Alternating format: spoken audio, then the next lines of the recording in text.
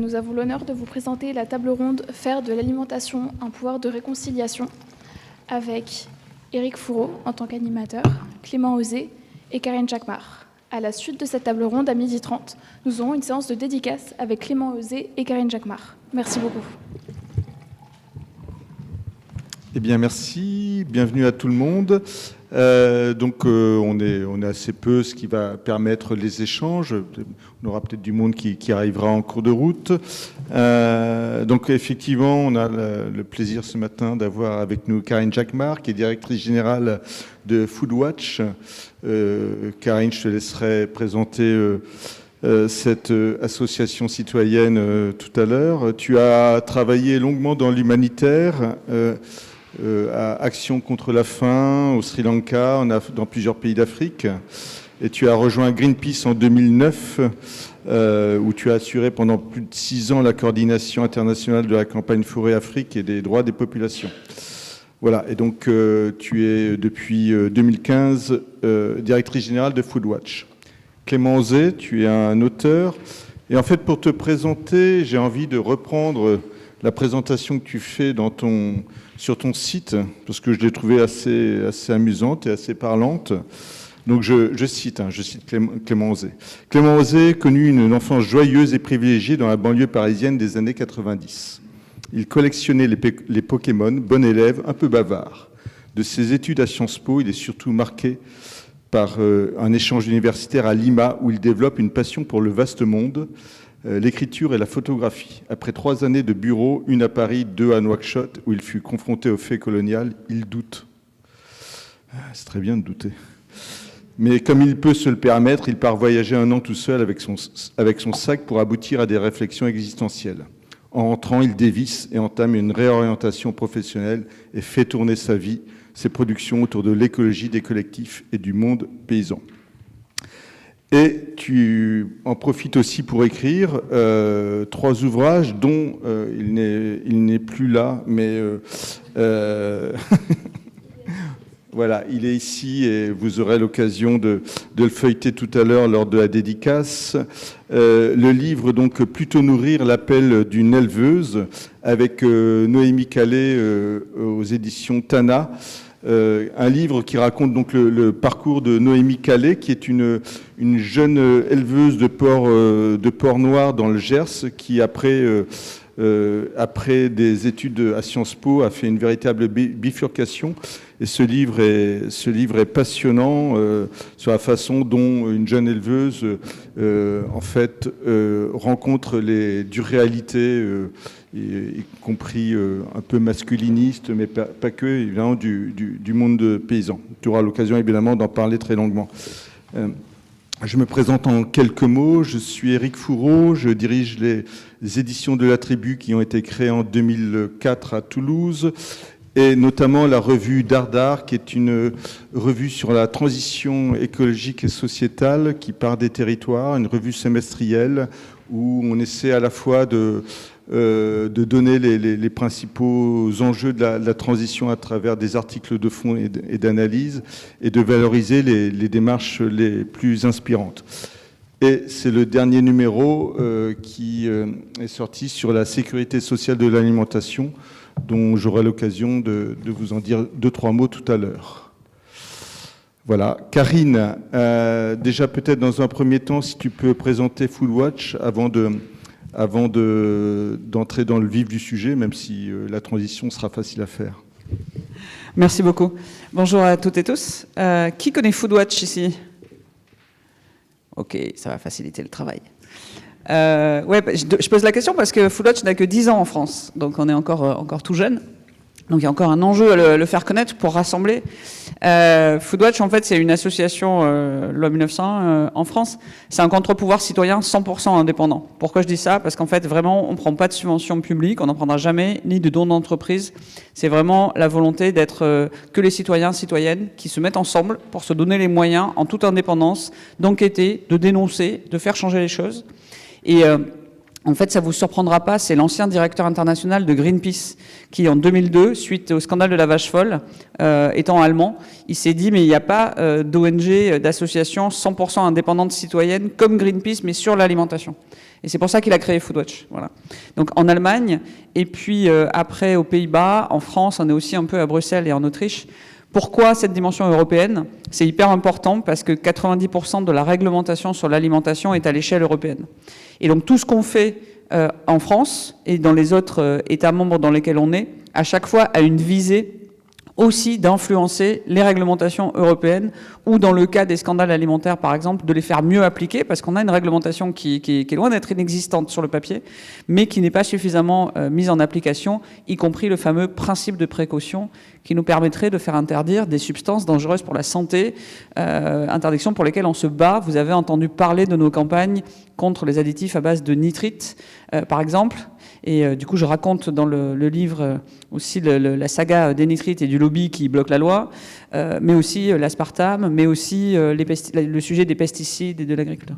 Et donc, pour résumer, et c'est aussi ce que j'ai voulu raconter dans le livre « Les dangers de notre alimentation », dont je reverse les droits à l'association. Pour résumer, en fait, on se bat avec vous pour faire respecter le droit à une alimentation saine, choisie, durable, qui permet de rémunérer de façon juste les paysans paysannes et qui est abordable pour toutes et tous. Voilà. Parce qu'aujourd'hui, on a un double problème, c'est qu'on a un agriculteur, agricultrice sur 6 en France qui vit sous le seuil de pauvreté, et en même temps, on a plus de 10 millions de personnes à l'autre bout de la chaîne qui sont confrontées à la précarité alimentaire. Ce qui est insupportable, parce que c'est insupportable n'importe où dans le monde, mais a fortiori dans un pays aussi riche que la France, contrairement à ce qu'on veut nous faire croire, c'est évidemment pas une fatalité, et c'est un problème de système verrouillé par une minorité qui cherche à nous imposer ce modèle qui creuse les inégalités, détruit le vivant, et même casse le lien social de façon antidémocratique. Voilà. Donc tout est lié, et c'est de ça dont on va parler. Oui, peut-être avant justement de parler de ça, à nouveau avant de rentrer dans le vif du sujet, est-ce que tu peux nous dire quelles sont les demandes des citoyens, ou en tous les cas la façon dont les questions vous remontent au sein de Foodwatch, quelles sont les préoccupations majeures qui vous remontent évidemment sur l'alimentation, puisque c'est votre domaine, et que vous recevez au sein de Foodwatch? Le premier élément sur lequel on a priorisé les campagnes, parce qu'on est une dizaine aujourd'hui en France, donc on est aussi obligé de choisir les combats, mais surtout on travaille main dans la main avec beaucoup d'autres acteurs, justement, comme je le disais, pour réconcilier et bien montrer que tous les enjeux sont liés et refuser la stratégie du diviser pour mieux régner. Ce que je veux dire, c'est que ce qui nous remonte, d'un côté, c'est aussi la petite musique qu'on entend, que le système veut nous faire croire, qui est c'est parce que les consommateurs veulent des produits pas chers que les agriculteurs sont mal rémunérés. Vous voyez, c'est parce qu'il y a trop de normes environnementales que les agriculteurs et le monde agricole est en colère. Tout ça, c'est faux, en fait, et c'est fait pour nous bloquer et nous mettre dos à dos. Donc déjà, le premier enjeu, c'est de montrer que tout est lié, pour aussi montrer que s'il y avait la volonté politique, et c'est pour ça qu'on se bat, et c'est ce que les citoyens et citoyennes demandent, eh bien évidemment qu'il est possible d'avoir un système et une transition, un accompagnement, bien sûr, des paysans paysannes aussi dans ce système, et un système qui permet et de rémunérer correctement nos paysans paysannes et de rendre l'alimentation saine et durable accessible à tous. Mais la première demande, et surtout le premier droit qui n'est pas respecté, c'est quand même la question de santé publique. Après, il y a le sujet économique, mais le sujet économique est le sujet du pouvoir d'achat et du système qui fait qu'on n'arrive pas à accéder à cette alimentation qui ne nous rend pas malades. Or, aujourd'hui, il faut bien voir qui contrôle ce système et avec quel effet délétère. Donc en fait, il y a encore 70% des achats en France qui sont faits dans les supermarchés. Et ça aussi, on ne laisse pas beaucoup le choix aux gens. Il y a quand même des zones où c'est comme ça, il n'y a pas le choix. Et dans ces supermarchés, il y a 5 des plus grandes enseignes qui contrôlent 80% du marché. Donc c'est eux qui décident finalement qu'est-ce qu'ils mettent dans les rayons, de quelle qualité ou pas, et à quel prix. Et donc qu'est-ce qu'ils rendent accessible ou pas. Et ce qu'on voit, c'est deux choses. C'est d'abord l'impact sur la santé. On voit que l'Organisation mondiale de la santé parle d'une épidémie de maladies chroniques. Et en effet, les chiffres, enfin toutes les sources, je vous les ai remises pour vous donner le pouvoir de l'information dans le livre, mais tous les chiffres sur le diabète de type 2, les cancers, les maladies cardiovasculaires, et l'alimentation n'est pas toujours la seule cause de tout cela, c'est multicausal. N'empêche que l'alimentation est reconnue comme une des causes majeures. Et ça fait quoi? Ça fait que ça a un coût social, humain et même économique sur la société qui est énorme. Pour parler de ce coût, il y a une étude, l'injuste prix de l'alimentation, qui a été faite par le Secours catholique et d'autres associations, c'est gratuit, c'est en ligne, qui a chiffré ça l'année dernière en France, et ils ont chiffré minimum à 48 milliards d'euros de subventions et de niches fiscales, donc en fait d'argent public qui va à ce système, et au moins 19 milliards d'euros de compensation, de réparation santé et environnement. C'est largement sous-estimé. La FAO, par exemple, a sorti d'autres chiffres en parlant des coûts cachés de ce système alimentaire et estimant qu'en France, on parlerait de 160 milliards d'euros, dont 3/4, c'est-à-dire 120 milliards, pour les questions de santé. Après, on va nous dire qu'il n'y a pas d'argent et qu'il faut couper dans les services publics et l'accompagnement des malades de longue durée pour lesquels on n'a pas fait ce qu'il fallait pour faire de la prévention et s'assurer qu'ils ne tombent pas malades. Mais donc la question de santé publique, pour moi, est au cœur parce que ne pas avoir de transparence, qui est un problème aussi dans le système alimentaire, ne pas avoir assez de transparence sur ce qu'il y a dans les produits, c'est un problème parce qu'on ne sait pas, même quand on veut être un consommateur éclairé, s'il y a des résidus de pesticides, des perturbateurs endocriniens, des PFAS, vous savez, ces polluants éternels. Voilà. Éventuellement, on peut savoir s'il y a beaucoup d'additifs, mais c'est une des rares informations disponibles. Et d'ailleurs, il faudrait faire interdire les plus dangereux. Donc, vous n'avez pas accès à l'information. Et en plus, quand vous avez un budget limité, vous entendez cette autre petite musique, je finis là-dessus, mais ça, c'est vraiment un point essentiel. Je veux bien qu'on en débatte après. Il y a la petite musique du... C'est quand même une question d'éducation. Les gens, ils pourraient quand même cuisiner des currys au lieu d'acheter des pizzas surgelées, non? Sauf qu'en fait, ça, c'est hyper classiste. Pourquoi? Parce que d'abord, les gens n'ont pas le choix quand on regarde dans les supermarchés. Quand je disais les enseignes sont responsables, finalement, de créer de la précarité alimentaire de toutes pièces, c'est parce qu'on a regardé, je vous donne des exemples très, très précis, on a regardé avec Foodwatch une enquête sur le sucre dans 12 catégories de produits. Les 5 produits les moins chers, systématiquement, étaient plus sucrés en moyenne que les 5 produits les plus chers, dans la même catégorie. Autre exemple, on a regardé avec d'autres associations plus de 1000 promotions. 66% des promotions, 2/3, concernaient des produits contraires aux recommandations de santé publique. Donc en fait, on ne laisse pas le choix aux gens, et plus on a un budget limité, moins on a le choix, mais après...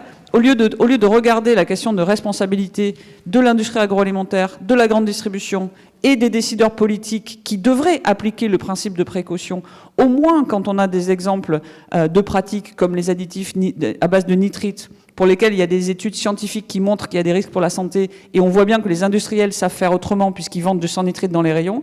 Donc l'État refuse en fait de mettre des règles du jeu qui protègent la santé. Et on ne parle jamais de la responsabilité de l'industrie et des distributeurs, parce qu'on entend cette petite musique que j'entends même dans les ministères, et c'est ce que je dénonce aussi dans le livre, de dire c'est quand même avant tout une question d'éducation, non? Eh bien non. C'est bien sûr aussi une question d'éducation, mais cette stratégie du doute, là, de vouloir effacer un problème par un autre, en essayant de balayer sous le tapis la responsabilité de ceux qui, en fait, dominent, contrôlent et influencent ce système alimentaire et l'offre, est insupportable. Donc, effectivement, Foodwatch et ses partenaires, et notre indépendance le permet, on est là pour jouer ce rôle de lanceur d'alerte, de dire on enquête, on dénonce, et on casse le climat d'impunité, et on ne va pas vous lâcher, parce que c'est insupportable que vous ayez cette responsabilité sur un impact sur le vivant, sur la biodiversité, que vous bloquez à la fois un modèle agricole qui est délétère, à commencer par les paysans-paysannes. Vous bloquez un modèle de production et de distribution des produits alimentaires qui amène à un désastre sanitaire et environnemental et même démocratique, quand on voit comment la loi du plan et le reste passent de façon antidémocratique. Voilà. Donc en fait, ce que les gens veulent, c'est que les droits fondamentaux soient respectés, à commencer par le droit à l'information, le droit à la santé publique, un peu de démocratie, et le droit aussi que leur voix soit enfin entendue, ce qui n'est absolument pas le cas.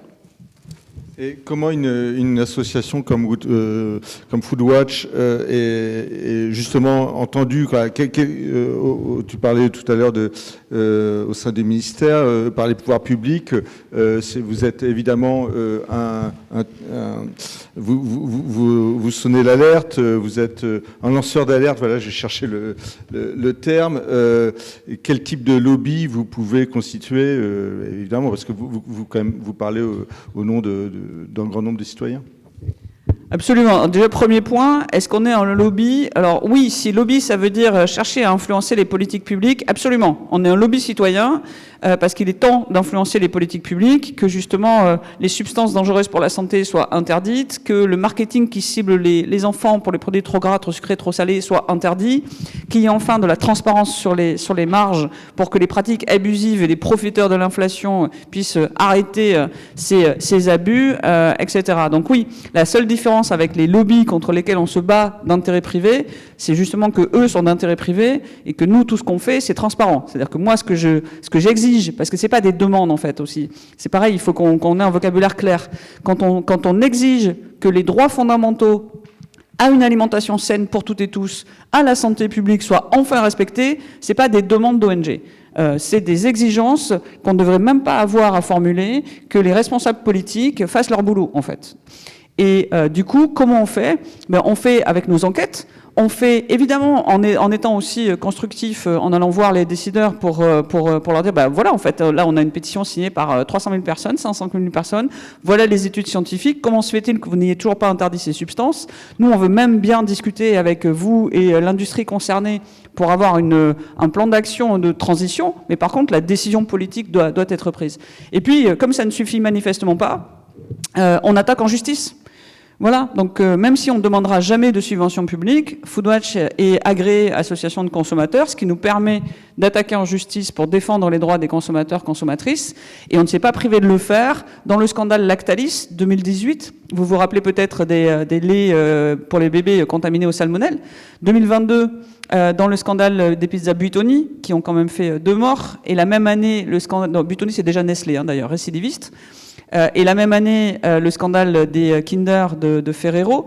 Dans les 2 cas, il a fallu qu'il y ait des dizaines de personnes et d'enfants contaminés pour que ce soit les systèmes de santé qui s'alertent et qui mènent l'enquête et qui remontent le fil jusqu'aux usines respectivement de Buitoni et de Ferrero, ce qui est scandaleux parce que la réglementation européenne exige qu'ils alertent dès qu'ils voient un risque de contamination. Donc encore une fois, on met les trucs sous le tapis. Et je finirai là-dessus, mais les eaux en bouteille, tout le monde a entendu parler du scandale des eaux en bouteille filtrées illégalement. Bon, on a porté plainte. Donc en fait, Foodwatch a porté plainte dès que le scandale est sorti par les journalistes de Radio France et du Monde, donc début 2024. Et puis notre plainte qu'on a déposée au pôle santé publique du parquet de Paris a été délocalisée à Épinal parce qu'il se trouve qu'il y a plusieurs sources d'eau de Nestlé qui sont à Épinal. Pourquoi pas? Sauf qu'il y a un jour l'avocat qui nous appelle et qui nous dit, alors en fait, il y a une CGIP, alors ça veut dire une convention, j'ai oublié le nom détaillé, mais en gros c'est une transaction financière entre Nestlé et le tribunal avec les parties prenantes. Et donc la question qu'on m'a posée c'est à combien Foodwatch estime le préjudice? Voilà, merci d'avoir ri, vous avez compris. Moi j'ai pas ri, j'ai dit quoi? Et donc on a évidemment répondu que en aucun cas le préjudice n'était financier, que le préjudice de ces scandales à répétition, c'est le climat d'impunité, c'est que Nestlé, comme Ferrero, comme Lactalis, ne devraient pas pouvoir se sentir au-dessus des lois, d'autant plus que les enquêtes ont montré qu'il y a des hauts responsables politiques qui étaient en fait complices dans cette affaire. Et donc Foodwatch a communiqué haut et fort et vous pouvez le voir sur le site foodwatch.fr, qu'on a refusé l'argent de Nestlé et on a reporté plainte. On a reporté plainte au niveau national, puisqu'il se trouve que Perrier, qui depuis a eu beaucoup de rebondissements et d'autres scandales liés, donc à chaque fois qu'on tire le fil, en fait, on découvre un truc encore plus incroyable que la veille, ça ne s'arrête jamais. Mais ils ne sont pas dans la zone d'Épinal, d'accord? Donc notre plainte, elle était totalement valide, parce que, en fait, ça ne couvrait pas. Voilà. Donc on était très contents de faire ça. Et la bonne nouvelle, c'est que ça montre aussi que on peut faire David contre Goliath. En fait, citoyen, citoyenne, quand on est indépendant, qu'on lâche pas, on peut en fait casser ce climat d'impunité. Et envoyer un message très fort qui est, on vous voit et on va plus vous laisser faire sans rien dire. Et moi, c'est pour ça que je suis là pour vous donner de l'espoir aussi, dire, quand on fait le constat de ce système, ok, c'est les deux premières parties, c'est pas joli à voir, mais au moins on a les armes pour savoir le décrypter. En revanche, la troisième partie, et ce qu'on fait avec Foodwatch, c'est aussi de vous dire, on peut tenir tête. Résultat de notre deuxième plainte, il y a effectivement maintenant 2 juges d'instruction qui sont en train de mener l'enquête, c'est officiel, et il y a même eu des perquisitions chez Nestlé, vous l'avez vu dans la presse cet été, qui ont commencé, l'enquête est en train de suivre son cours, et ils ne vont pas s'en sortir comme ça. Quelle sera la conclusion? On verra bien, mais on a déjà envoyé un signal fort de dire, on vous voit, on ne va pas vous laisser faire, et maintenant la justice fait son travail, et au moins, j'espère qu'il y aura des sanctions dissuasives cette fois. Donc il y a plein de façons d'agir. Ça, c'est à l'échelle, et je finis juste là-dessus, ça c'est à l'échelle globale, et bien sûr aussi à l'échelle du coup territoriale, parce que la réalité de comment on produit notre alimentation, ça se passe aussi sur le terrain. Donc il y a l'échelle politique et citoyenne, et il y a l'échelle locale et territoriale. Ouais, justement, je voulais te poser la question. Jusqu'où ça fait quand même bouger les lignes au sein des pouvoirs publics. Là, tu parles de cet exemple, mais je pense aussi évidemment aux collectivités locales qui ont en charge la cantine, par exemple. Jusqu'où votre action a pu faire bouger les lignes? Pour le coup, au niveau local, après, c'est pas que notre action, c'est vraiment une conjonction et c'est vraiment aussi des initiatives plus personnelles ou plus locales. Je veux aussi rappeler que là, je critique beaucoup l'inaction et la complicité de certains décideurs politiques et je peux en nommer, mais je veux pas du tout jeter l'opprobre non plus de façon générale. C'est-à-dire qu'à l'échelle locale comme nationale, il y a aussi plein de citoyens, citoyennes qui sont élus ou qui sont dans des administrations et qui veulent faire bouger les choses. Donc c'est aussi là qu'il faut s'appuyer. Et à l'échelle locale, on voit des gens qui veulent faire bouger les choses.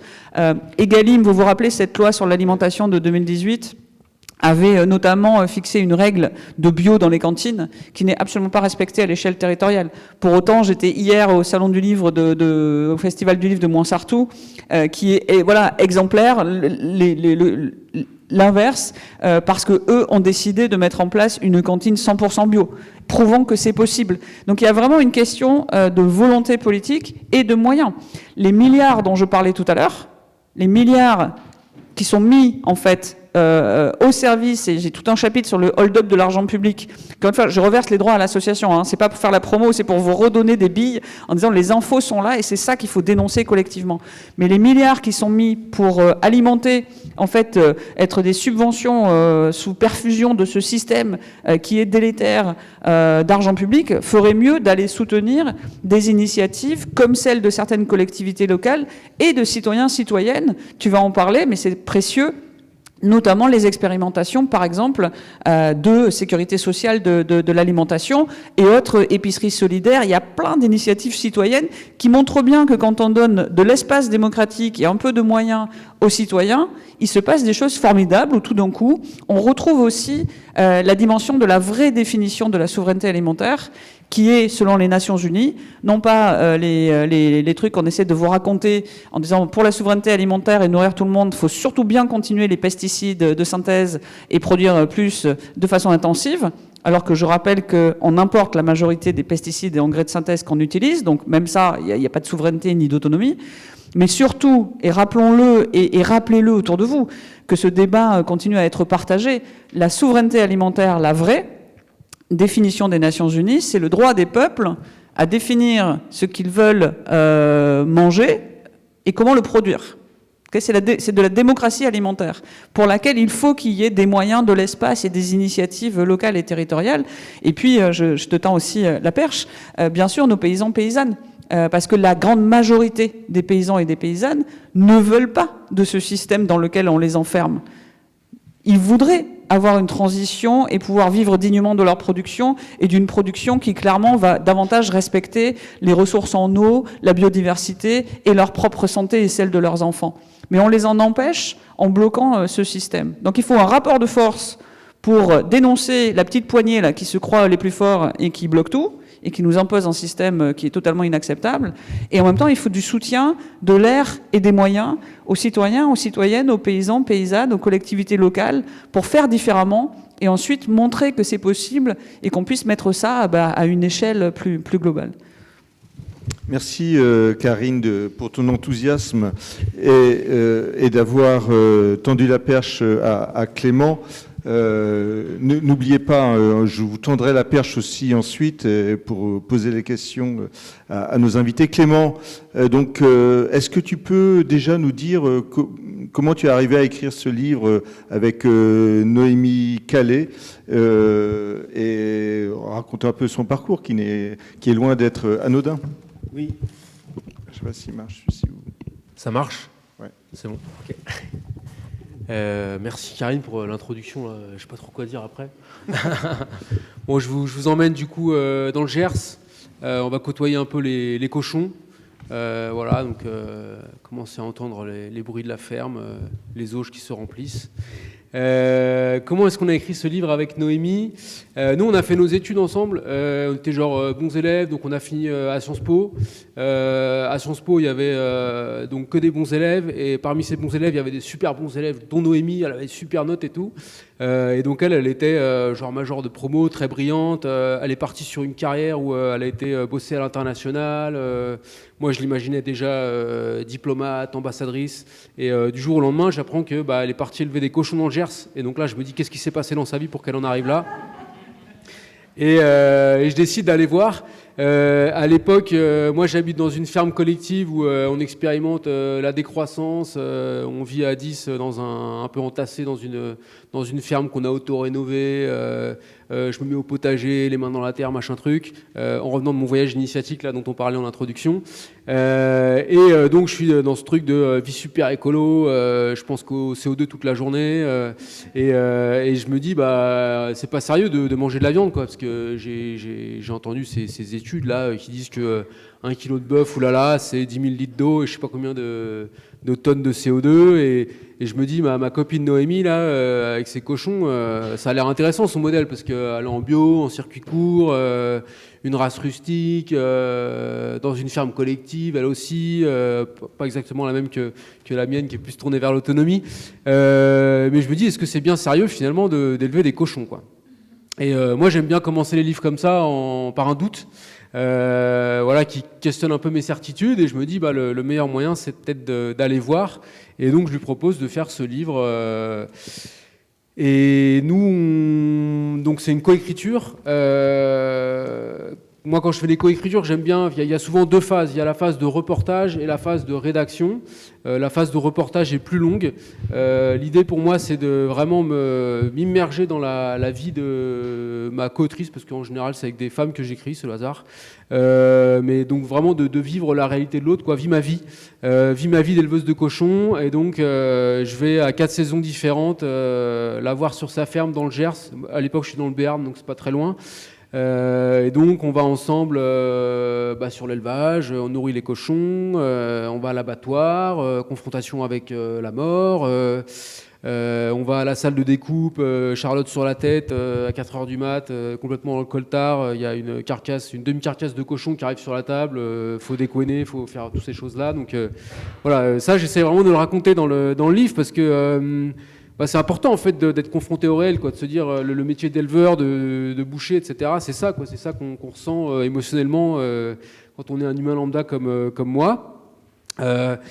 Et donc, au fil des pages, on essaye quand même d'apporter. Donc, on parle vraiment de la vie de Noémie, de son quotidien, et puis on essaye quand même d'apporter aussi des chiffres sur l'alimentation, sur un peu le tableau que tu as commencé à dresser, Karine, voilà, en se posant des questions assez basiques, de comment est-ce qu'on pourrait tous se nourrir durablement, combien est-ce qu'il faudrait de paysans pour ça, qu'est-ce qui est en train de se passer là dans les fermes au niveau politique, qu'est-ce qui se joue entre l'agriculture industrielle et puis l'agriculture paysanne, voilà, quoi, ça m'éveille à toutes ces questions. Je lis beaucoup pour écrire le livre parce que en fait c'est un peu un roman déguisé en essai. L'idée c'est d'apporter donc comme je disais des données chiffrées, du rationnel, mais aussi d'emporter les lecteurs et les lectrices avec tout ce réel où on va faire plus appel aux émotions, on va essayer de vous faire vivre des choses que moi j'ai vécues pendant le reportage, voilà, pour que ce soit un peu de la vulgarisation sur le sujet de l'alimentation. C'était ça l'intention au départ. Et je tiens à préciser qu'elle est éleveuse de cochons noirs du Bigorre. Tu parlais d'une race rustique et ce n'est pas rien quand même. Oui, voilà, je ne sais pas si vous les connaissez, c'est ceux qui ont les oreilles qui tombent sur les yeux. Là, on se demande comment ils font pour se déplacer. Voilà, on n'est pas sur du cochon vietnamien avec le ventre qui touche le sol, mais c'est alors, porc noir gascon, aux Pays Basques, qui disent le Quintoa. Ils ont un cousin aussi en Corse. Voilà, c'est très bon. Non, effectivement, on rentre. Ce qui est intéressant dans ton livre, c'est que on est dans les abattoirs, on est dans la ferme, on est les pieds dans la boue. Ce que tu racontes aussi, c'est ce que vous racontez tous les deux, parce que c'est effectivement un livre à quatre mains, c'est les difficultés qu'elle rencontre au début, on imagine bien, quoi, hein, dans le Gers, une jeune femme de Sciences Po qui débarque, donc il y a déjà des problèmes de genre qui se posent, mais bon, comment une jeune femme comme ça peut devenir éleveuse de cochons. Il y a les problèmes aussi de la distribution qui se posent, donc comment mettre en place des circuits courts, aller sur les marchés de plein vent. Et ce qui est intéressant, c'est de voir aussi, au-delà des questions effectivement d'enjeux plus sociétaux que ça pose, des difficultés bien réelles auxquelles elle est confrontée. Oui, c'est clair. Donc elle vient pas du monde agricole, donc elle part de son business plan, quoi, qu'elle a fait en BPREA, c'est le brevet professionnel de responsable d'exploitation agricole. C'est le diplôme, si vous voulez, en 2 ans que vous faites dans un lycée agricole avant de vous installer pour avoir la capacité agricole, c'est-à-dire pouvoir accéder à des terres. Donc là, elle fait un truc sur le papier où ça doit tenir avec 80 cochons à l'engraissement, ce qui est vraiment ridicule, hein. Si on parle un peu de chiffres, les élevages bretons là, industriels, ça se compte en milliers de cochons. Elle compte en dizaines, quoi. Donc voilà. Et donc ce business plan où donc c'est une intégration verticale, c'est-à-dire qu'elle fait tout depuis la naissance des porcelets jusqu'à la découpe et à la vente sur le marché. En effet, elle est confrontée un petit peu pendant sa formation à un peu de machisme parce que la boucherie c'est un milieu d'hommes, donc on lui dit toi la petite midinette tu vas pas tenir longtemps. En effet, au niveau du corps, ça se transforme parce que elle passe d'un corps de personne qui travaille derrière un ordinateur à une personne qui travaille avec du vivant sur une ferme, exposée aux intempéries, donc elle se transforme, elle se muscle, elle touche aussi des limites, tendinites qui arrivent, etc. Donc il faut revoir le modèle, en fait, ça va pas, réaménager des choses sur la ferme, elle est constamment en train de réajuster. Et puis économiquement, ça se passe pas exactement comme elle avait prévu, parce que elle avait pris le cours du grain à 500 € la tonne et puis ça passe à 800 €. Alors comment est-ce qu'on fait? Parce qu'elle veut pas augmenter ses prix sur le marché. Donc voilà, elle explique aux consommateurs. Enfin, il y a plein de... Ouais, elle est prise dans le réel, en fait, quoi. Ça, ouais.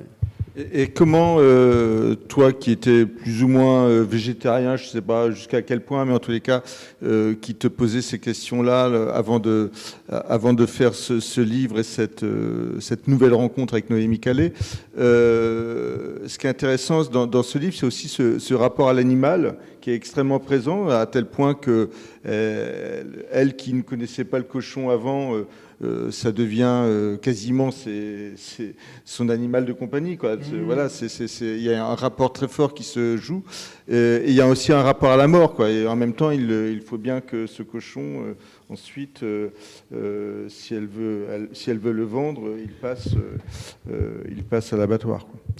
Comment ça aussi fait évoluer ta réflexion autour du véganisme, du mode végétarien, du rapport à l'animal et à la mort? Ouais, ça fait beaucoup de questions. Je pense qu'au début, je me disais quand même, il y a une certaine hypocrisie dans ce qu'elle fait, parce que... Ok, bien-être animal, ils ont des petites cabanes, ils sont en plein air, ils sont dans le foin, enfin ils ont l'air plutôt bien ces cochons, quoi.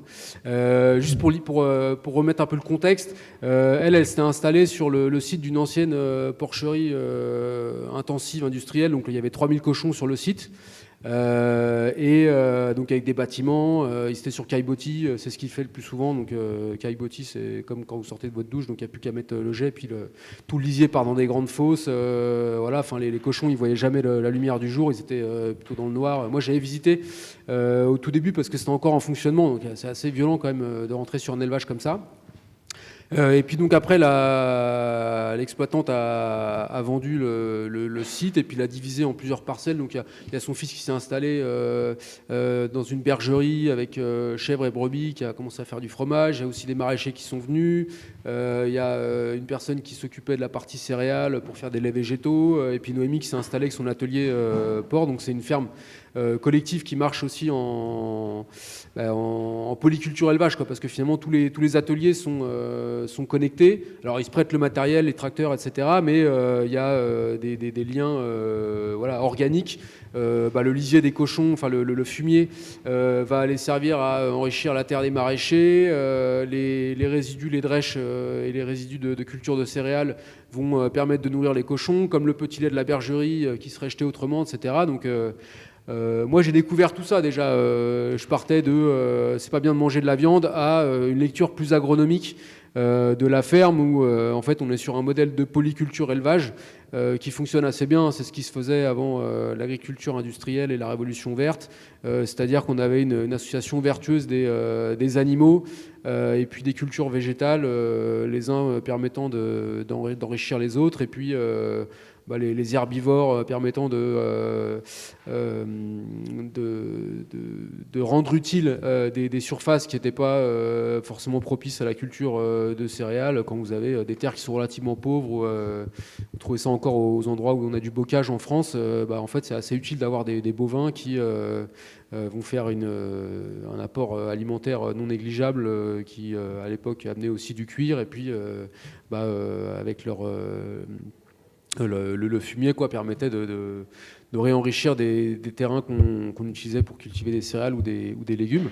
Donc voilà, j'ai déjà une lecture qui se complexifie en posant ces questions de polyculture élevage, mais voilà, sur le rapport à l'animal, je me dis ok, tu les bichonnes, ils ont l'air bien. En effet, c'est des scènes assez qu'on voit pas souvent. Hein, là, elle a détruit, avec lesquels elle a des vraies relations de travail. Alors il y a un peu de type d'animaux sur ce genre d'élevage. Vous avez les animaux qui sont voués à la reproduction, qui vont vivre beaucoup plus longtemps. Donc là, les truies, elles peuvent, voilà, ça dépend combien elles peuvent faire de mise-bas, etc. Mais ça peut être une dizaine d'années. Et puis après, vous avez les animaux qui sont à l'engraissement. Donc là, le but, c'est clairement de faire de la viande. Donc on s'attache moins, on donne pas forcément de nom. Voilà. Donc avec ces truies, elle avait une relation. Voilà, elle se balade dans le champ, la truie la suit comme un chien. Enfin, c'est des scènes qu'on n'a pas l'habitude de voir, quoi. Mais bon, in fine, c'est vrai qu'on prend la route de l'abattoir et économiquement, ça tient sur la vente des animaux, etc. Et se pose la question de la mort, quoi. Est-ce que cette mort est vraiment justifiée ?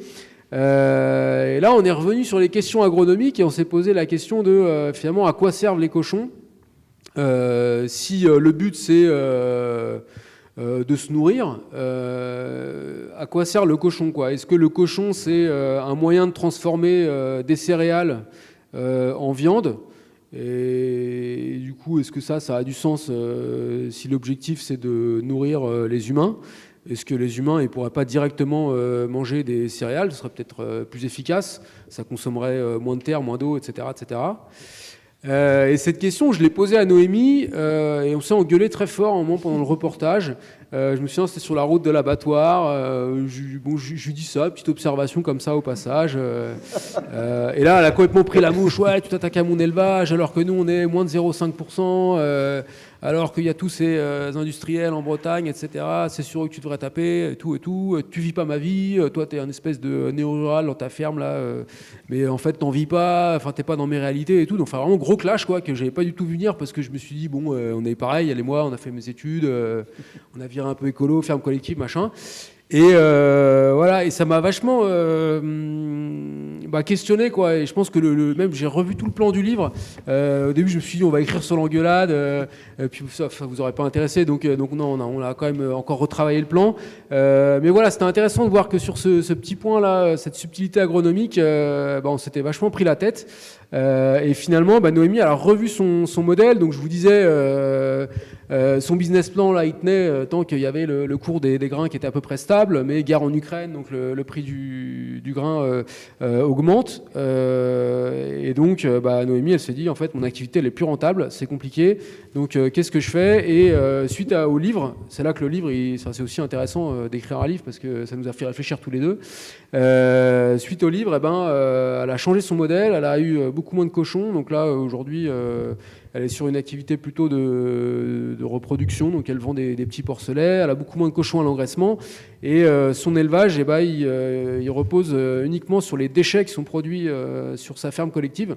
Et là, c'est hyper intéressant d'un point de vue agronomique parce que le cochon retrouve sa place ancestrale dans les fermes. Le cochon, c'était l'animal poubelle en fait, qui servait à valoriser les déchets finaux que les humains pouvaient pas consommer, au même titre qu'on donnait ces déchets-là parfois aux poules. Voilà, ces animaux qui permettaient de faire des surplus alimentaires. Il y avait le tue-cochon, enfin tout un tas de traditions dans les fermes. Et donc là, les cochons de son élevage retrouvent leur fonction première de cochon poubelle. Et ça, c'était aussi une super bonne nouvelle. Et vis-à-vis de la mort de l'animal, ça justifie aussi peut-être un petit peu plus le fait d'aller à l'abattoir, et elle y va aussi beaucoup moins souvent. Voilà, donc tout a retrouvé du sens aussi grâce au livre. C'est une belle histoire, quoi, je trouve. Complètement, ouais. Peut-être que ce débat-là sur la route de l'abattoir n'était pas le moment le plus opportun. Enfin, il devait avoir lieu. J'ai envie de vous poser une question à tous les deux avant de passer la parole à la salle. C'est quand même souvent l'argument qui revient régulièrement de la part notamment du monde agro-industriel, c'est oui, mais c'est bien beau cette agriculture paysanne, ça concerne quelques bobos, mais ça nourrit pas le monde. Qu'est-ce que vous répondez tous les deux à cette question-là? Moi, j'ai remis dans le bouquin toutes les références qui prouvent le contraire. Donc en fait, c'est clair, c'est pas une guerre d'opinion là. Il y a suffisamment d'études qui montrent que si, on peut tout à fait nourrir le monde avec l'agroécologie. C'est vraiment une question de vision politique. C'est pareil, on peut tout à fait avoir de la démocratie alimentaire dans nos systèmes, ce qui n'est pas du tout le cas aujourd'hui. Donc c'est vraiment la petite minorité. Si on regarde en fait toutes les étapes de production alimentaire, que ce soit sur le contrôle des terres, des semences, là on a dit le prix des céréales a augmenté après la guerre en Ukraine, mais aussi parce qu'il y a eu la spéculation sur les denrées alimentaires. Donc, qui contrôle ces prix, le commerce des grains, qui contrôle ensuite, comme je le disais, l'agriculture et puis la distribution. À chaque fois, c'est une poignée. À chaque fois, c'est 4-5 acteurs qui contrôlent 60 à 80% du marché. Encore une fois, tous les chiffres sont dans le bouquin. Comme ça vous permet de vraiment avoir les débats et de repartager aussi ces infos. Donc, en fait, c'est cette petite minorité qui profite du système, qui bloque. Et encore une fois, quitte à mentir, si on regarde par exemple les chiffres de la PAC, vous savez, la politique agricole commune européenne, si elle était conditionnée, si les subventions, c'est plus de 53 milliards d'euros par an, si ces subventions étaient conditionnées justement au fait de nourrir la population de façon durable, résiliente et ne posant pas de problème pour la santé, on n'en serait pas là. Sauf que la PAC, à cause des lobbies de la petite minorité qui veut continuer à profiter de ce système, est bloquée sur un système qui en fait octroie les subventions sur des critères de taille d'exploitation. Donc en fait, il y a plus de motivation à avoir une grosse exploitation qui fait de l'intensif que le contraire. Et on se retrouve du coup avec les 9 milliards de la PAC, parce que la France, c'est le pays qui reçoit la plus grosse part de la PAC. Donc c'est 53 milliards au niveau européen, et la France reçoit 9 milliards. C'était les chiffres de 2023. Et bien, sur ces 9 milliards, c'est 20% des agriculteurs et agricultrices en France qui mettent la main sur 50% des 9 milliards. Donc vous voyez bien qu'il y a une minorité qui, en fait, s'accapare les subventions, l'argent, les ressources. Et tout ça, c'est triste à dire. Enfin, moi, je préférais raconter autre chose aujourd'hui.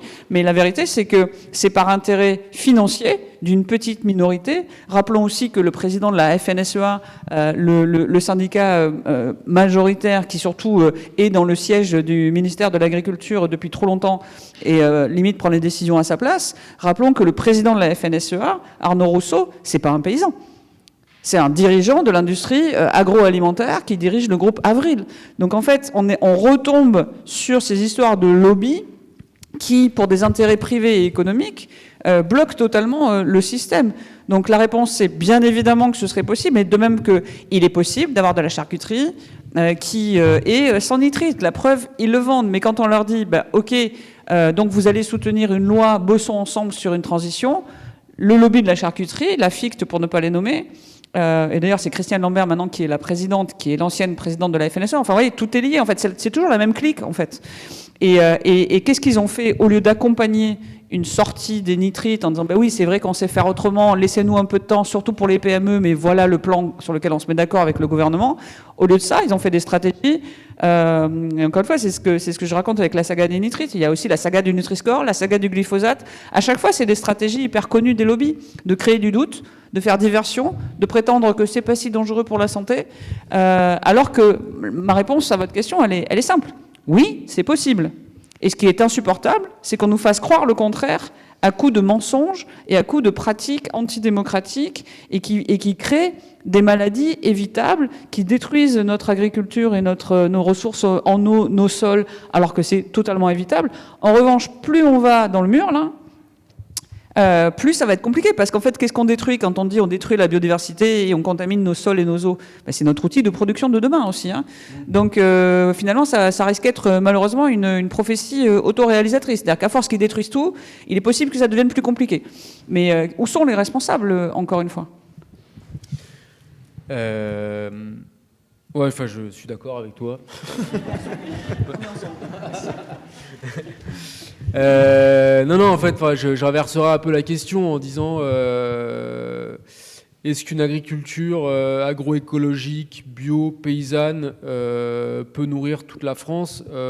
Oui. Est-ce qu'une agriculture intensive, industrielle peut durablement nourrir la France? C'est clair que non, quoi, parce que érosion des sols, parce que dépendance folle aux énergies fossiles qui, je rappelle, sont pas infinies, parce que coûts de dépollution des eaux qui sont aujourd'hui assumés par la collectivité. Hein, c'est une agriculture qui est sous perfusion, mais à un niveau qu'on n'imagine pas, quoi. Quand on dit c'est moins cher, non, en fait, si on prenait tous les coûts réels, c'est carrément plus cher que l'agriculture paysanne bio. Nous, on a quand même posé la question, parce que c'est une question que se posent tous les gens, et puis nous aussi, en l'écrivant, on se l'est posé. Est-ce que c'est une agriculture, là, l'agriculture de la ferme collective de Noémie, qui est réservée à une poignée de privilégiés, bobos, etc. Alors, quand on voit ses clients sur le marché, il n'y a pas que des bobos, il n'y a pas que des privilégiés. Elle avait des gens, des gilets jaunes qui disaient « Moi, j'en ai marre d'aller donner mon argent chez Leclerc, et donc du coup, je vous prends moins de viande, mais je vous la prends à vous. » Ça existe, hein, voilà, c'est peut-être l'exception, mais ça existe. Est-ce que les hypermarchés démocratisent la viande? Voilà, on pourrait se demander, hein, quand on voit ces frigos pleins de barquettes, là.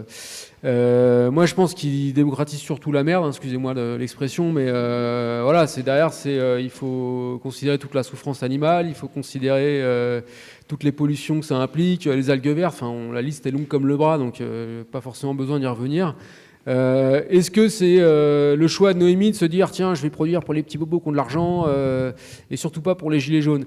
Ben non, en fait, elle peut pas être tenue, elle, pour responsable de produire que pour les riches. En fait, c'est parce que le système est extrêmement mal fichu et que les règles du jeu sont pas du tout justes qu'elle se retrouve peut-être à produire pour des gens qui peuvent se payer cette alimentation-là.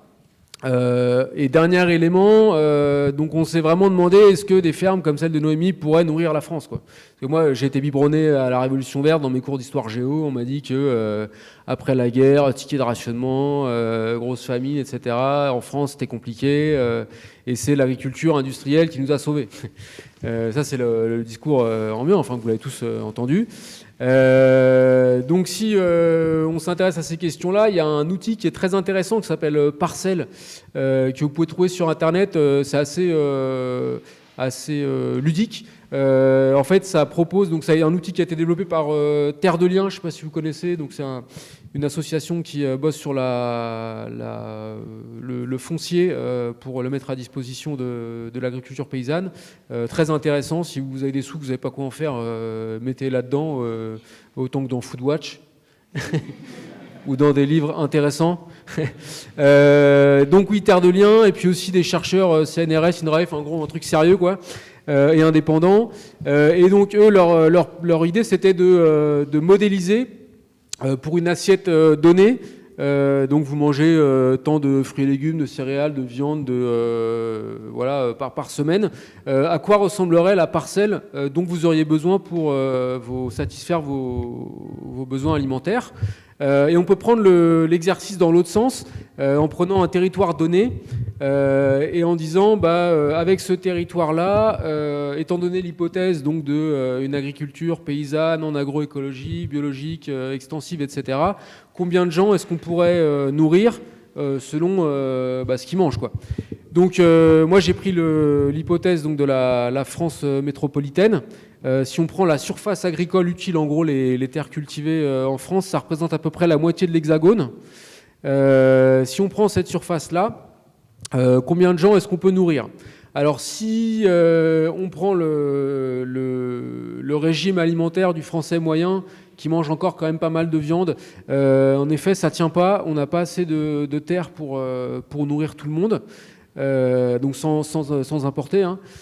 Par contre, si on réduit la consommation de viande de 25%, là, on a assez de terre. Si on réduit de 50%, on a carrément 7% de la SAU qui redevient mobilisable pour continuer à exporter vers des pays où ce serait plus difficile de faire de l'agriculture.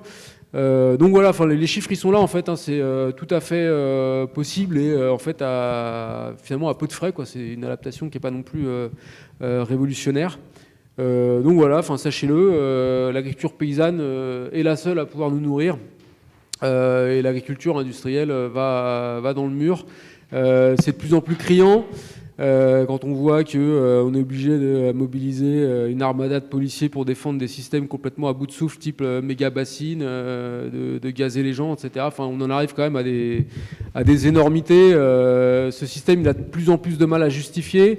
On utilise de plus en plus de pesticides parce que y a aussi des résistances qui sont développées par les plantes, donc il faut à chaque fois charger un peu plus la mule. Voilà, c'est un système à bout de souffle, mais qui tient en effet sur un lobby de personnes qui sont haut placées, qui font du lobbying aux bons endroits, et voilà, c'est encore. Juste un mot, pardon, avant de vraiment, on a envie d'échanger, mais je veux pas finir sans parler de la loi du plomb. La loi du plomb et l'accord UE-Mercosur, là, en ce moment, ce sont les exemples concrets, encore une fois, des politiques qui vont dans le mur et sont le contraire de comment nourrir une population de façon saine, durable et juste et solidaire pour tout le monde.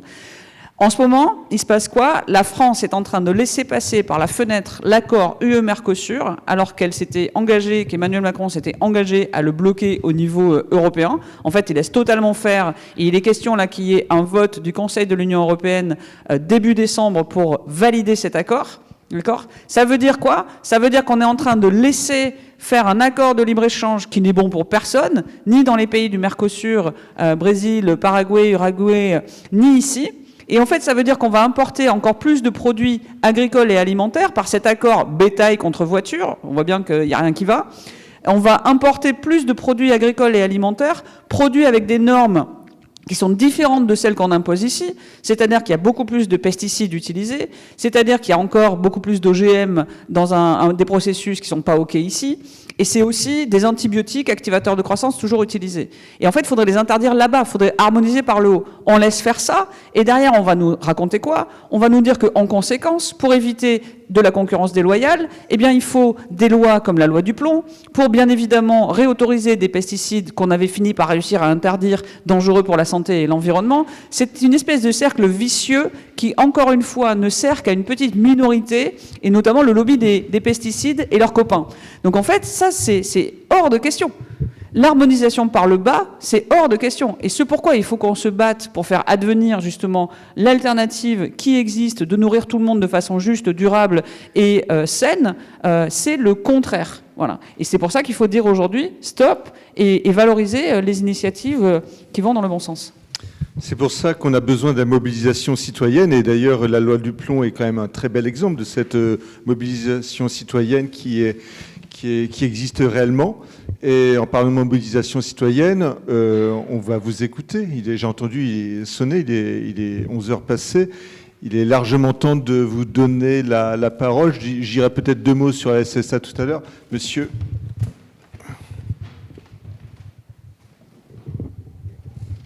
Bon, je ne sais pas par quoi commencer, parce qu'il y aurait beaucoup de choses à dire. Déjà, pour commencer par la fin, quand on parle de ce libre-échange-là, moi j'ai vu un documentaire sur les transports, les cargos. C'est ce qui utilise la plus dégueulasse carburant, quoi. C'est ce qui est le plus dégueulasse dans les carburants, quoi. Et c'est vraiment, et ça augmente, ça fait augmenter ça, quoi. Donc ça, c'est une absurdité. Alors moi je voulais commencer par dire que moi, Sartou, c'est un exemple. J'ai l'impression que c'est le seul. Je crois qu'il y a peut-être sur les doigts d'une seule main qu'on peut compter ceux qui font vraiment ça, parce que la plupart des communes qui respectent la loi Egalim, déjà il n'y en a pas beaucoup, mais la plupart, elles ont des contrats avec des producteurs, mais ce que fait moi Sartou, c'est vraiment, sur son terrain, elle fait une régie municipale, quoi. Voilà, bon. C'est l'exemple à suivre. Mais par rapport, alors justement, bon, à propos de la loi Egalim qui n'est pas respectée, et je pense encore à autre chose, le secret des affaires. Moi, quand on dit qu'on est dans la démocratie, moi je pense qu'au niveau business, on n'est pas en démocratie. Pourquoi on n'a pas le droit de savoir comment vient la nourriture qu'on nous propose, hein? Donc ça, c'est une première chose. Et alors, pour pas trop monopoliser la parole, je vais quand même vous dire ce qui me tient à cœur. Bon, souvent, je ne sais pas comment l'amener, parce que à chaque fois que j'en parle, les gens restent bouche bée, parce que j'ai l'impression d'être un extraterrestre, un hurluberlu, enfin tout ce que vous voulez. Mais quand vous parliez du bien-être animal, moi, ça fait 44 ans que j'ai commencé. Moi, j'ai été du jour au lendemain, hein.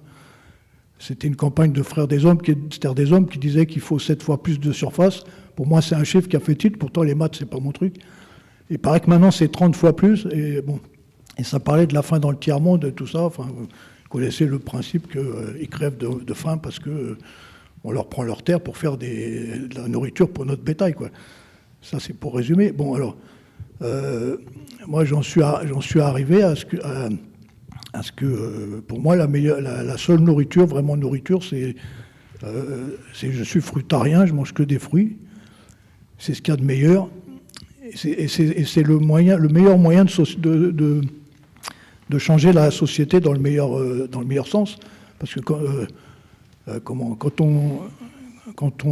on se demande qu'est-ce qu'on pourrait cultiver en permaculture ou autre et qui marche tout seul, ben, la plupart du temps, c'est les fruits. Quand on demande aux gens quel est leur plat préféré, c'est souvent ça. Enfin, voilà, donc, et moi, je considère que c'est la seule vraie nourriture, parce que quand on mange autre chose, on mange le corps d'un être vivant.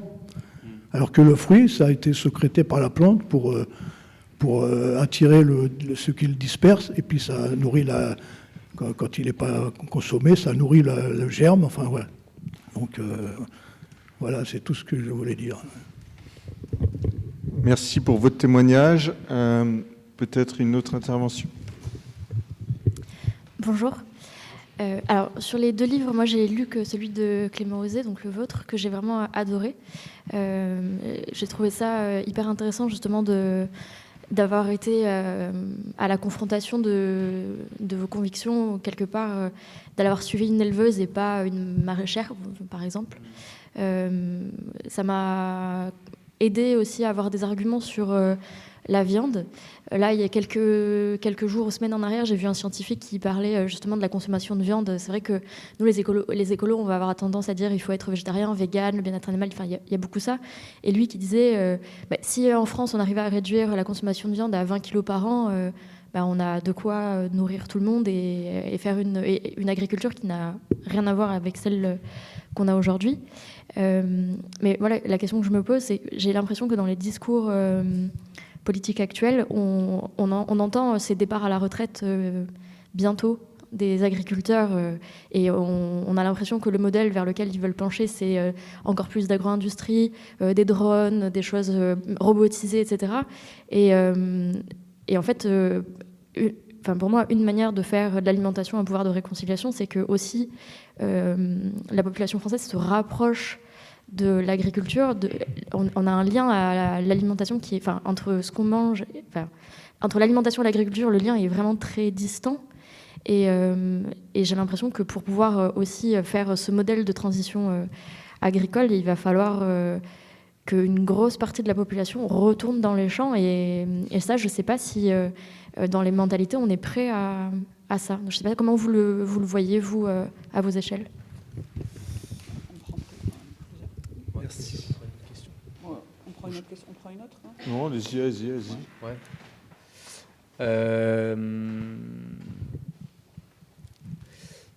Plusieurs choses dans la question. C'est clair que les paysans seuls, ils sont peu nombreux. C'est un métier qui attire quand même pas grand monde. Seuls, ils vont pas faire grand-chose. Ils sont face à une industrie qui est assez puissante.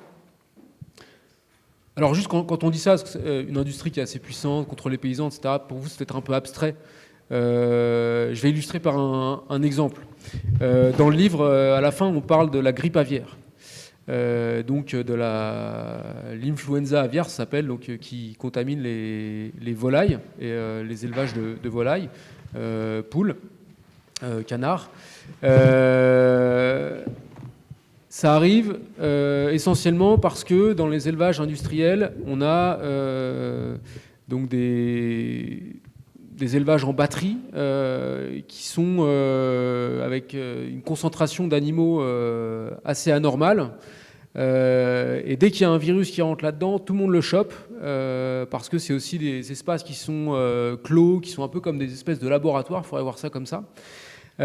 Aussi que les filières de production sont très éparpillées sur le territoire, c'est-à-dire que on n'a pas l'œuf, le poussin, la poule qui passe toute sa vie au même endroit. En fait, on va avoir des endroits où il y a des écloseries. Ensuite, il y a une phase de croissance qui va être à un endroit, puis recamion vers un autre endroit, etc. Et donc, finalement, quand vous achetez du poulet, il est fort probable qu'il ait traversé plusieurs départements avant d'arriver sur votre marché ou dans votre assiette. Et donc, à cause de ça, on a donc un environnement qui est propice au développement de ce virus, des épizooties. Et on a une diffusion qui est donc encouragée par la façon dont les filières sont construites. Et donc, face à ça, qu'est-ce qu'on dit ? Au lieu de revenir à la raison et de dire il faudrait encourager un élevage plein air avec des animaux qui ont une meilleure défense immunitaire, avec moins de déplacements, etc., on va donner des normes qui sont appliquées à l'industrie avec encore plus de charlotte sur la tête, de désinfection, de sas, de stérilisation de tout ce qui peut être possible, quasiment être dans les chambres, qu'on appelle ça les chambres blanches, là, ou des chambres stériles, non ? Chambres stériles, voilà. Enfin voilà, on tend vers des élevages qui ressemblent à ça. Et donc, à chaque fois, les normes, elles obligent les éleveurs à faire des investissements faramineux parce que faut la salle pour se désinfecter, il faut le sas, le truc, pour les cochons, c'est les clôtures avec 3 fils et puis sursécurisé pour pas qu'ils aient contact avec les sangliers, etc.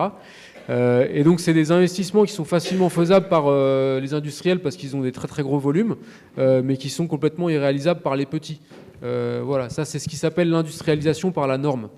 Voilà, donc je voulais juste donner un exemple pour que vous ayez du concret. Et je reviens à la question des paysans. Comment est-ce qu'ils peuvent faire en effet, seuls, ils ne peuvent pas y arriver. Donc, face à cette grippe aviaire qu'on raconte dans la fin du livre, il y a des associations qui se sont créées pour maintenir les petits élevages qui s'appelaient Sauf qui poule. Face à cette grippe aviaire. Et là, c'était intéressant. C'était vraiment une union des consommateurs et des éleveurs, des producteurs, qui ensemble sont allés porter des revendications dans les différentes préfectures. Et pour moi, c'est ça qui est intéressant, quoi. C'est de regrouper à nouveau producteurs et puis consommateurs. Ça existe dans des AMAP. Moi, je suis dans une AMAP. Tout le monde est familier avec le concept de AMAP. Association pour le maintien d'une agriculture paysanne. Là, on est à nouveau dans une relation directe de solidarité. On est dans quelque chose qui sort du marché classique. Et pour moi, c'est ces initiatives-là qui peuvent permettre à l'agriculture paysanne de subsister. C'est forcément l'organisation collective, quoi. C'est pas juste vous, ne croyez pas ce que vous racontent les industriels, vous qui êtes des consommateurs et qui, en fonction de ce que vous allez attraper dans le rayon de l'hypermarché, allez changer le monde ou pas. En fait, il faut complètement s'extraire de ce système-là et trouver des alternatives collectives et aussi rejoindre pour moi, une certaine forme de militantisme sur ces sujets-là, d'autant que en fait, le sujet de l'alimentation est lié à plein d'autres sujets. Si on reprend l'exemple des méga-bassines, oui, c'est l'industrie du maïs. Elle a aussi des conséquences sur la disponibilité de l'eau dans les villages, sur le paysage des gens, sur le lieu où ils habitent. Enfin, c'est à la croisée des chemins, en fait. Donc voilà. Et après, comment rendre le métier d'agriculteur attractif? Parce que donc la Confédération paysanne dit qu'il faudrait 1 million de paysans pour faire tourner un système agroécologique extensif qu'on souhaite voir advenir. Je pense que c'est en ayant des fermes qui restent de petite taille, qui soient des fermes attrayantes, qui soient jolies. Enfin, c'est aussi important de travailler dans un beau cadre, quoi. Enfin, moi, quand je traverse la Beauce en TER, je me dis pas que j'ai envie de travailler sous les éoliennes. Là, c'est juste déprimant, quoi. Donc, c'est aussi comment est-ce qu'on arrive à garder des fermes, un maillage de petites fermes qui correspondent à l'agriculture paysanne. Pour développer tout ça, il faut aussi aller sur la partie lobbying, parce que ça suffit pas de le dire. C'est influencer les politiques agricoles, etc. Et là, c'est pas simple. Ouais. Rapidement sur cette question aussi de la disparition des paysans, paysannes, et de comment refaire le lien avec notre alimentation. D'une part, le nombre de paysans paysannes est en train de chuter drastiquement. Et il y a vraiment une question aussi de point de non-retour. C'est-à-dire que là, quand on dit il faut vraiment se mobiliser, malheureusement, on est obligé, pour faire face à ce rouleau compresseur qui nous fait aller dans le mur de façon antidémocratique, c'est aussi, je le disais tout à l'heure, c'est à force de contaminer les sols, l'eau, enfin le scandale des eaux en bouteille Nestlé, rappelons quand même que c'est des eaux souterraines profondes qui sont justement censées être celles qui sont naturelles et minérales, et que même elles, qu'est-ce qu'on a retrouvé dedans? Certes des matières fécales, mais enfin aussi des résidus de pesticides et des PFAS, ces polluants éternels. Et au lieu de se dire, tiens, on a peut-être un problème de système, on met ça sous le tapis pour continuer à vous vendre de l'eau en bouteille traitée comme de l'eau du robinet, mais vendue 100 fois plus cher. Donc en fait, on retrouve donc cette contamination partout, mais aussi la disparition des paysans, des paysannes. Et il y avait, il y a quelques mois, cette loi d'orientation agricole qui aurait pu et aurait dû servir justement à mettre en place des mesures pour garder un nombre de paysans, paysannes suffisant, leur permettre de s'installer, d'avoir aussi, on peut toujours rêver, une vraie transition vers une agriculture durable et saine. Et ça n'a pas du tout été le cas. C'est le contraire qui a été mis dans cette loi, parce qu'encore une fois, les décideuses politiques aujourd'hui qui ont la majorité des votes nous amènent dans le mur, et c'est ça qu'il faut changer. Mais derrière, est juste un lien en course justement sur le terrain.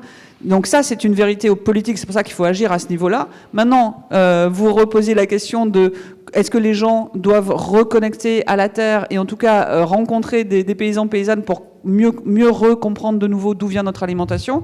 Oui, le système des AMAP le dit, mais il y a aussi ce sujet de démocratie alimentaire. Et peut-être que c'est une perche pour la sécurité sociale de l'alimentation.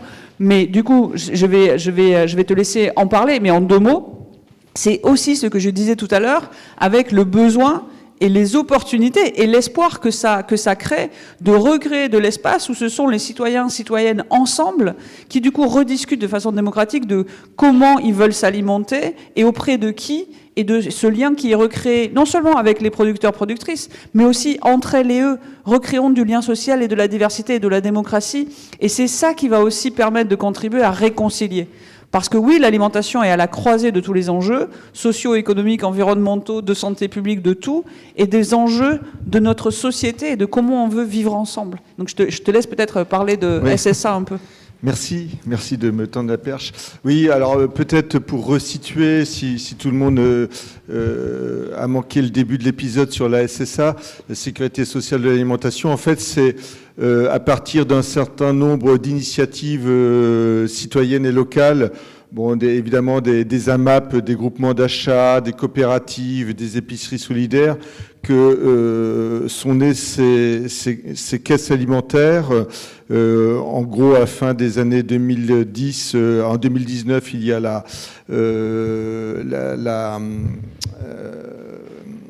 je n'arrive plus à trouver le terme, l'association nationale des caisses alimentaires qui s'est créée en 2019. Et donc, on en recense aujourd'hui 36 en France. C'est le chiffre qu'on a sorti dans le dossier d'Ardar qu'on a fait en début d'année. En fait, en gros, si vous voulez, le principe, c'est le même que le principe de la sécurité sociale, c'est-à-dire il repose sur 3 piliers. L'universalité, c'est-à-dire que c'est destiné à tout le monde, pauvre comme riche, parce qu'on a souvent dans l'imaginaire collectif, c'est fait d'ailleurs, c'est fait uniquement pour les pauvres. C'était la réplique qu'ont fait les députés de droite à Boris Tavernier qui a porté la loi à l'Assemblée nationale, qui a fait en sorte de porter le débat à l'Assemblée nationale cette année. Mais c'est pas le cas. En fait, c'est le principe d'universalité, donc c'est pour tout le monde. Principe de cotisation, c'est-à-dire que chacun cotise et ensuite a une allocation. Cette allocation, elle est soit souvent en monnaie locale, la Mona ou d'autres monnaies locales qui sont faites, c'est-à-dire qui sont converties en euros. Et chacun donc peut ensuite acheter des produits dans des lieux conventionnés. C'est le 3e principe, c'est le conventionnement. Alors ces lieux conventionnés, c'est soit directement des producteurs, des paysans, des producteurs qui vendent sur le marché, soit des épiceries solidaires, parfois aussi il y a la Biocoop ou d'autres commerces. Ce que vient de dire Karine est important, c'est-à-dire que ce qu'on a montré dans le dossier qu'on a fait, c'est-à-dire que c'est non seulement effectivement une des alternatives intéressantes au modèle agro-industriel, mais c'est aussi un lieu de démocratisation. C'est-à-dire que on s'écharpe sur la façon de voir qui peut être conventionné, selon quels critères, voilà, sur le montant de la cotisation, est-ce qu'il y a un seuil ou un plafond, et puis c'est aussi un lieu, évidemment, au-delà des échanges qui sont souvent nourrissants dans tous les sens du terme, c'est un lieu aussi où on apprend à cuisiner ensemble. Bon, il y a encore des limites sur effectivement, c'est encore largement représenté par les CSP+, mais il y a quand même des initiatives comme à Montpellier, où cette initiative est née dans le quartier de Selle-Neuve, où il y a quand même une grande partie d'une population largement précarisée qui a été active dans la démarche. Voilà, à Toulouse, là où là où j'habite, il y a 4 caisses qui se sont réunies. Aujourd'hui, je crois qu'il y a en tout une centaine de foyers.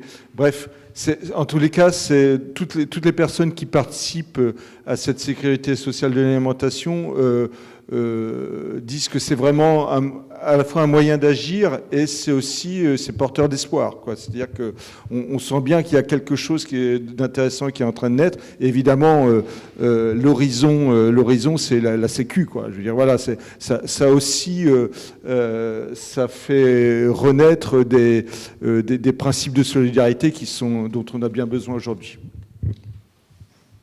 Voilà. Est-ce qu'il y a d'autres interventions? Oui.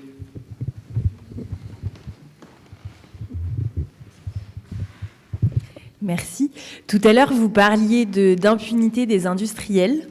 Et je me demandais si cette impunité, elle avait tendance à se renforcer aujourd'hui, ou au contraire, si elle s'effritait, et si on pouvait prendre, par exemple, le succès de la pétition contre la loi Duplon comme quelque chose d'encourageant. Enfin, où on en est de cette impunité? Est-ce qu'elle décline, ou est-ce qu'au contraire, elle est de plus en plus forte?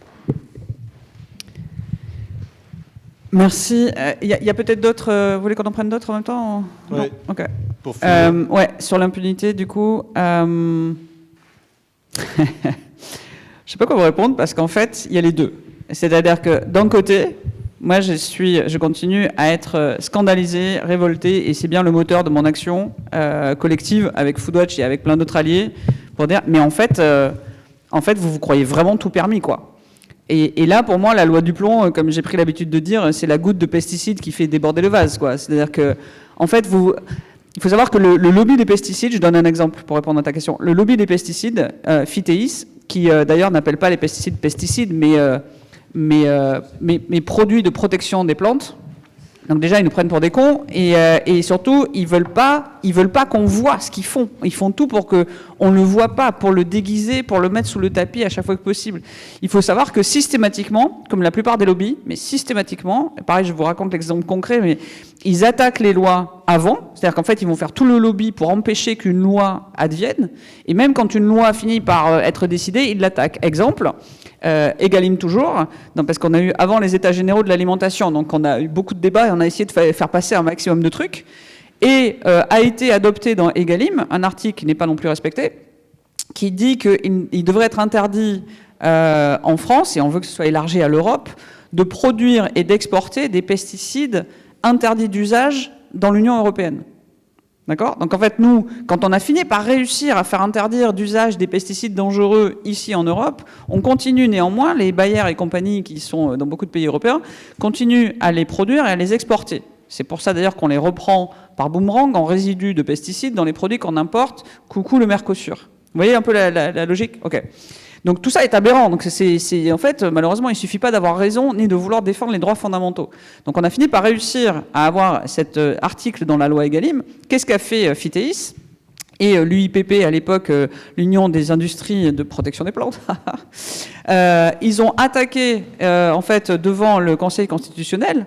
Par esprit, alors il y a le secret des affaires, mais il y a aussi du coup l'esprit d'innovation, n'est-ce pas? Et puis je ne sais même plus comment ça s'appelle, le truc d'entreprise où en gros on a le droit de faire n'importe quoi.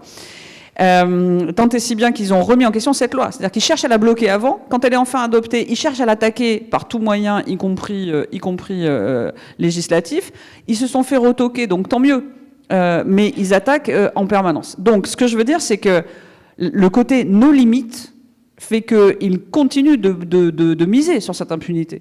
Le côté Nestlé, où pendant des années, Nestlé s'est cru tout permis de dire « Ok, on a découvert des contaminations, mais on va surtout rien dire, on va filtrer, parce que quand même, on ne veut pas faire courir trop de risques pour la santé, mais on ne va pas dire qu'il y a un problème. » Et du coup, des responsables politiques qui ont joué le jeu, c'est des gens qui continuent de jouer sur le climat d'impunité. Donc, je mentirais si je disais « Non, mais pour moi, c'est fini, on est hyper fort, on s'est mis au milieu de la route et c'est fini. » C'est hallucinant comme ces gens se croient au-dessus des lois et dans un climat d'impunité, parce que ça n'a que trop duré, en fait. Et que cette stratégie du pas vu, pas pris a marché pendant très longtemps. Voilà. La différence, c'est qu'effectivement, aujourd'hui, on est là. On est là, pas que Foodwatch, on est là Foodwatch et tous les alliés, on est là les citoyens et citoyennes, on est là au point où effectivement, moi j'ai des gens de l'industrie qui m'ont dit en off dans des rendez-vous, ils m'ont dit ok, on fait attention des fois à ce qu'on fait un peu au moins, parce qu'on sait que sinon vous pouvez nous tomber dessus. Vous, encore une fois, pas Foodwatch, les 500 000 abonnés à la newsletter et toutes les autres associations du collectif Nourrir et les collectifs aussi avec les paysans paysannes, etc., etc. Mais nous, collectivement, on est en train de faire la différence et de casser ce climat d'impunité. Et donc, c'est une dynamique en attaquant Nestlé en justice, en étant plus de 2 millions à signer la pétition contre la loi du plomb, et il faut continuer, en allant dans la rue, etc. Souvent on me pose la question, est-ce que aller dans la rue, est-ce que signer les pétitions, est-ce que tout ça sert? Oui, bien sûr. Est-ce que c'est suffisant? Non. Mais vous connaissez cette formule, c'est nécessaire, mais pas suffisant. C'est nécessaire, pourquoi? Parce que moi je peux vous dire, étant sur la ligne de front, que ça fait une différence. C'est-à-dire que déjà, ceux qui voulaient vraiment aller trop loin savent maintenant qu'on regarde, même sur les marges, même sur les profiteurs de l'inflation qu'on a dénoncés. Donc en fait, je suis convaincue que casser le climat d'opacité et d'impunité est une façon de limiter les pratiques abusives. Parce que, justement, on met un coup de projecteur, et c'est pas pareil quand on oblige des dirigeants à dire face caméra oui, c'est vrai, la santé publique, je m'en fous totalement, je suis en train de faire cadeau à un lobby. Ils peuvent pas le dire aussi expressément. Donc plus on se mobilise, plus on oblige les responsables à rendre des comptes, plus on va faire avancer les choses, limiter les conneries et les pratiques abusives, et du coup aussi faire basculer. C'est aussi pour ça qu'il faut soutenir les alternatives locales, la sécurité sociale de l'alimentation, la SSA, le soutien aux paysans, paysannes, tout ce qui aide la démocratie, au-delà de l'alimentation, tout ce qui permet de réconcilier. Moi aujourd'hui j'utilise beaucoup 3 mots pour résumer. Résister, ça passe par enquêter, dénoncer, résister, réconcilier, et ça passe aussi par la guerre culturelle, de ne pas laisser des discours qui nous opposent les uns les autres et nous mettre dos à dos, à commencer par consommateurs contre agriculteurs, etc. Pas du tout. On est tous ensemble dans la même équation. Et réinventer. Réinventer justement l'autre modèle, les autres modèles qui vont nous permettre de faire société différemment. Donc malheureusement, c'est pas fini. Il y a encore des gros malins qui se croient au-dessus des lois et qui continuent à vouloir nous imposer ce système. Je veux croire parfois que c'est le chant du cygne d'un système à bout de souffle et qu'ils cherchent à faire le dernier pillage possible sur l'intérêt général. En tout cas, ce qui est sûr, c'est que plus on est nombreuses et nombreux à se mettre en travers, plus on met des coups de projecteur, plus on met, du coup, on casse ce climat d'impunité, plus on va regagner de l'intérêt général et de l'espace démocratique et reprendre le pouvoir, nous, citoyennes, citoyens. Oui, on peut applaudir.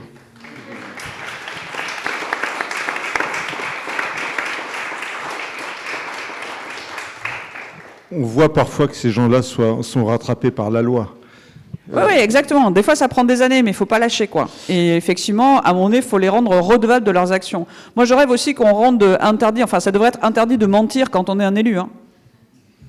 Là, c'est pas le cas, mais en fait, en vrai, parce qu'on nous ment tellement, et du coup, ça nous oblige à passer nos journées à faire du fact-checking et à dire, en fait, vous mentez là. D'accord? Donc, en fait, quand on ment, on devrait être inéligible à vie, point. Voilà. C'est ce genre de règles aussi qu'on pourrait faire advenir, qui nous ferait gagner du temps. En attendant, on est là, on va continuer collectivement à dénoncer et à tenir la baraque. Et puis, utilisons aussi l'espace démocratique qu'on a encore. Je déborde un peu là, mais il y a les municipales l'année prochaine, il y a d'autres élections dont vous connaissez les enjeux après. Donc la guerre culturelle déjà, d'avoir des éléments factuels pour avoir du débat à toutes les échelles, mais aussi...